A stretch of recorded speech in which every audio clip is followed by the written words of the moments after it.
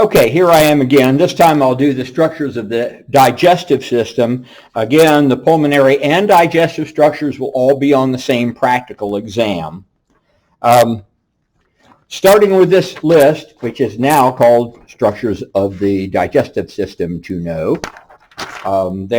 It's on your Canvas site, so you can get a copy of that. We're going to start off here.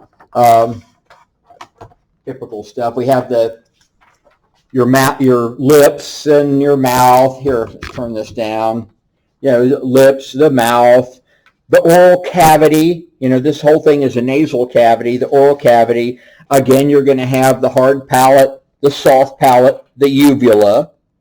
The back of your throat is the pharynx, and you have the naso-oro and laryngopharynx. So these structures are common. We have the various tonsils, your three sets of tonsils that we talked about in the last one. Those could be considered digestive rather than oral. You have the epiglottis, rather than pulmonary, have the epiglottis, which covers up the glottis, covers up the opening so the food goes down your esophagus. So up to that point, we're pretty similar between the two systems. We need to talk about your teeth because teeth are a part of the digestive tract. You chew up food so that you can swallow it, and also you can mix it with salivary enzymes to help start the digestive process. So your teeth, here we have a lower jaw. They're the same in the lower jaw as they are in the upper jaw, though. We have incisors on the front. We have two incisors up and two incisors down. You have the central and lateral incisor. This is showing here's the central and lateral incisor. Those are the ones you bite off little pieces, not for chewing. They're for biting off small pieces of things. Next to that, you have your canine tooth. This is it's the longer, skinnier one sticking down. It's the next one there. It comes down and looks a little bit like a dog tooth. You have a couple of teeth that are called premolars. They used to be called bicuspids, but the premolars, you have two sets of those, the first and second premolar, and then you have three molars. Your molars, the first, second, and third molar. The third molar is your wisdom tooth. Here on this model, it's buried in there because they don't come up till you're 18 years old or so. A lot of people have them taken out. It was a great idea evolutionarily to have extra teeth that you could have because by the time you're 18, most people had lost a tooth or two. And so having an extra tooth come in was good. Now it usually crowds our mouth so much that we wind up having it taken out and just make do with the original teeth that we had. Here's what an incisor looks like. Okay, a chopping, not a chewing tooth, but a chopping tooth. Here's the premolar or bicuspid. It's got a little bit of a flat place on the top of it, not as big as your giant molar has. The molars have more roots. They have more roots coming down and have a big, wide chewing area. It looks more like a horse tooth. This whole area that shows above the gum line is called the crown. That's the crown. And these are roots. These are the roots of the tooth. If you get a root canal, you got to go down the middle of one of those to get the nerve and pulp out of there. Now, if I break these apart, if I pull this apart, and it likes to fall apart, you can have the way the inside of the tooth looks. You have the outside of the crown is made of enamel. It's the hardest substance in the body. It's like a ceramic. It's so hard. So the enamel is that outer layer. The inner layer is called dentin. It's the white stuff or kind of yellowish stuff in here. This is called dentin. And the living part in the middle that has blood vessels and nerves and stuff in it is called the pulp. So if you have a cavity that only goes into the enamel, you can get that filled and it doesn't even hurt. You go down a little bit farther, it starts to hurt. You get down into the pulp, it hurts a lot. You really need to get a Novocaine shot or something like that. From the pulp go the nerve roots down through the middle of the root. This whole thing is the root, but this nerve root, it takes actually blood supply and nerves all the way down here. If you get a root canal, they actually drill out the center of this and take all of this out because the nerve has got an infection in it or something like that. So the crown, the root, the enamel, dentin, pulp, and the nerve root.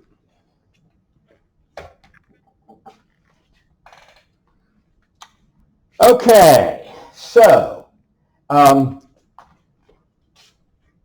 moving on down here, we have our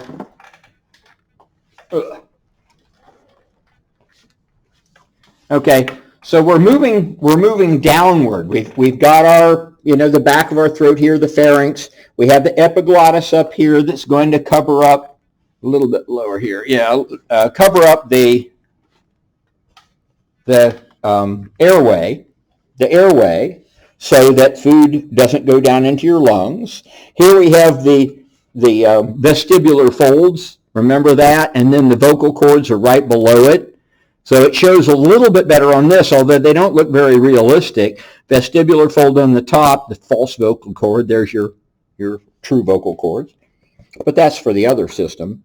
Here you go down your esophagus. This whole thing is the esophagus. At the upper end, you have the upper esophageal sphincter. It doesn't show as a separate thing on here, but if I put an arrow right there, as opposed to an arrow giving this whole structure, this would be the upper esophageal sphincter, and if I can get it in the camera, here's the lower esophageal sphincter. And it does look good because it is actually compressed here. And there's, they call it the cardiac sphincter in your lab manual because it's near the heart. Lower esophageal sphincter is actually a better term for it. Here we have, let's see if I can get this in the picture. Here we have the stomach. Come over this way some, back a little bit, and here we go. Okay, oops, I'm losing body parts. Here we have the stomach, and the top of the stomach is the fundus. The whole big area in the middle here is the body of the stomach. The body of the stomach. Down here is the antrum. The antrum. You see where it separates here from the bottom of the body and this kind of bulge here? This is the antrum, or the antrum of the pylorus. The pylorus is out here with the pyloric sphincter right there. Right there. It's hard to look backwards on my camera and do this. The pyloric sphincter is all the way out there. And that's what controls the amount of food that actually moves from the stomach into the intestine. Now the parts of your intestine are the duodenum, the very first part. The jejunum is in the middle, and the ileum is at the end. Now it doesn't show all that well on here.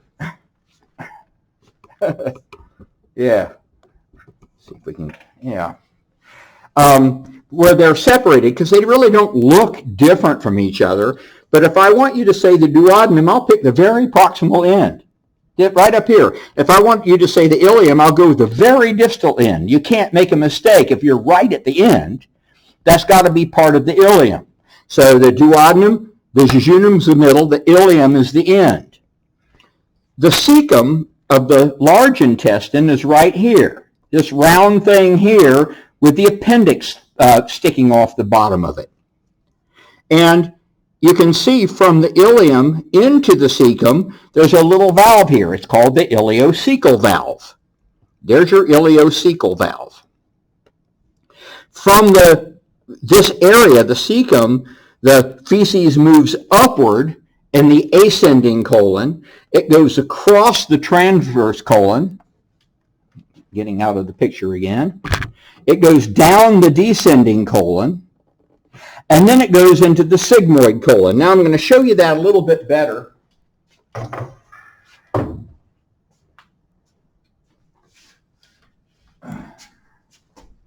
First of all, okay, here is the ileocecal valve is over here, ascending colon, the transverse colon going across the top, the descending colon going down the side here. It's covered up by some of the small intestine here, and the sigmoid colon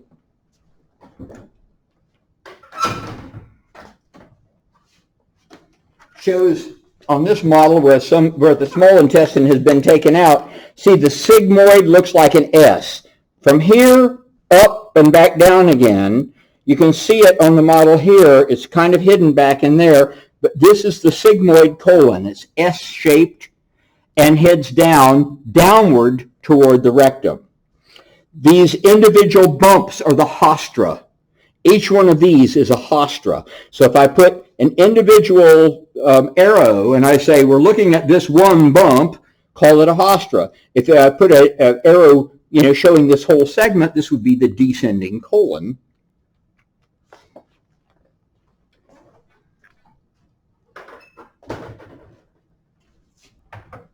Back to this guy. Okay, so we have the sigmoid colon, which goes up and over and comes down here. This is the rectum. The rectum is the final location of feces before defecation takes place. At the end is the anus. And on either side of the anus, you have the internal anal sphincter, which is on the inside. And then these bigger muscles out here are the external anal sphincters. It's actually a circle. You're just seeing the cut off part. So the internal sphincter is this strip of muscle. The external sphincter is this big guy out here, and those are the ones that you can control voluntarily. One thing on your list that we don't have a great model for, but I may show it on a picture or something, the perineum is a really important area of your body. It's on the male and female. It's the area between the genital area and the anus. It's about that long, and it's an area of skin between the genitals and the anus that is very prone to infection. It requires a lot of cleaning. If you're a nurse, if you're a nurse's assistant, anything, one of the first things you do is learn to clean the perineum. So you need to know what the area is they're talking about.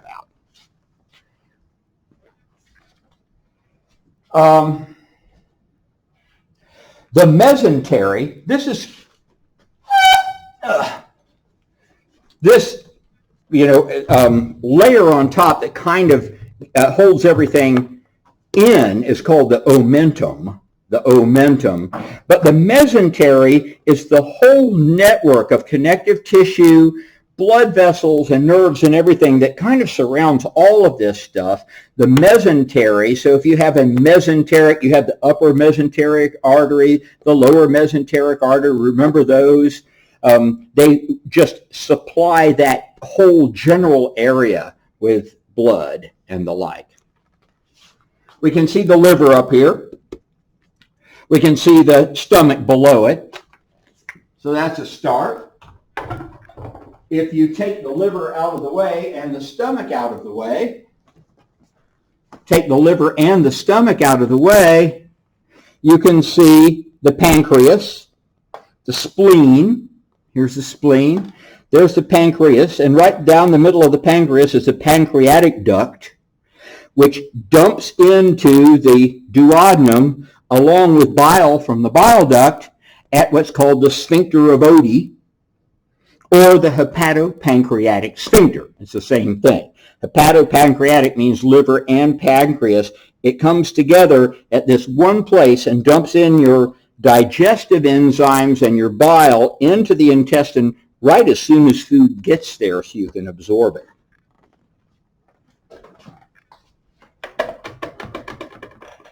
Here's another model. This model is pretty good. Here we have the spleen. We have the pancreas, long and skinny. The pancreatic duct goes right down the middle, joins at the sphincter of Oddi, or the hepatopancreatic duct, with the common bile duct to bring all of the juices in. Now, if you're looking at that on, where's the other model? This is a pretty good model for this. We can get it up here. I'll tilt this back a little bit. So here's the liver. You have the lobes of the liver. You don't need to memorize the lobes of the liver. Here's the gallbladder. It's always green. Gall is actually kind of green, and the gallbladder looks kind of green, so that's pretty good. You've got all sorts of bile ducts coming together into this common bile duct. Okay? The cystic duct goes over to the cyst, which is the fluid-filled bag, which is the gallbladder.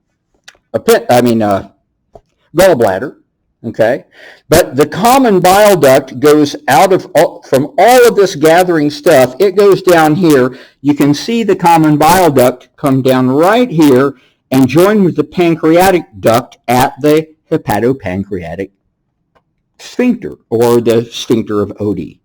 So common bile duct, pancreatic duct, sphincter of Oddi, dumping your digestive enzymes and bile into the intestine to digest your food.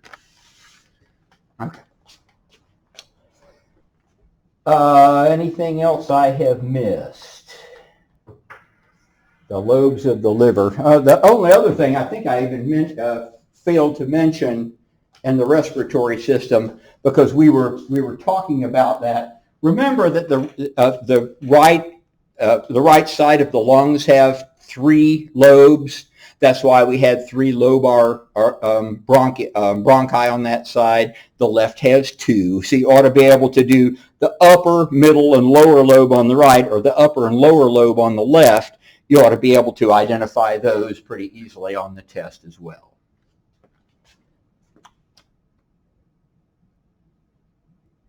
And I think I got everything. Okay, if you have any questions, please feel free to email me. Oh yeah, this guy, I don't know if I'm going to put anything of this guy on there, but this is a picture of the wall of the intestine. Remember, you have the villi, the tips of the villi where you're getting poor oxygen because of that, that system of blood where some of the oxygen crosses over and never makes it to the tip and all that stuff.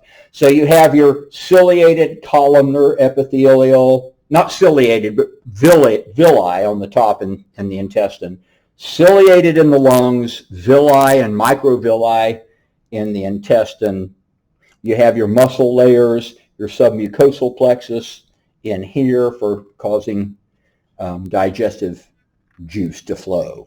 So this is more out of your lecture as opposed out of the lab, but it could be I might put something on here and you could say that's a villus. These are villi. Okay, I think that's got it. Again, please email me if you have any questions.